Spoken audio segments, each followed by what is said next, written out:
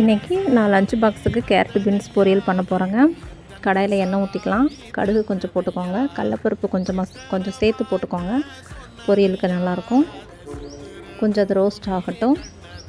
அதுக்கப்புறமா நம்ம 2 பச்சை மிளகாவை கட் பண்ணி வச்சுருக்கோம், அதை சேர்த்துக்கலாம். ஒரு வெங்காயத்தை கட் பண்ணி வச்சுருக்கேன், அதையும் போட்டுக்கலாம். கருவேப்பிலை சேர்த்துக்கோங்க. கொஞ்சமாக மஞ்சள்தூள் ஆட் பண்ணி நல்லா கலந்து விடுங்க. நல்லா கலந்து விட்டுட்டு வெங்காயம் கண்ணாடி பதத்துக்கு வந்தால் போதும். நம்ம பொடி பொடியாக கட் பண்ணி வச்சுருந்த கேரட் பீன்ஸை போட்டு நல்லா வதக்கி விட்டுக்கலாம். தேவையான அளவு உப்பு போட்டுக்கோங்க. உப்பு போட்டு நல்லா கலந்து விட்டுக்கோங்க. கலந்து விட்டுட்டு நம்ம காய் வேகிற அளவுக்கு கொஞ்சமாக நம்ம தண்ணி ஊற்றிக்கலாம். கொஞ்சமாக ஊற்றினா போதும், சீக்கிரம் வெந்துடும். அவ்வளோதான். லாஸ்ட்டாக கொஞ்சமாக கரம் மசாலா ஆட் பண்ணி கிளறி எடுத்தால் ரெடி.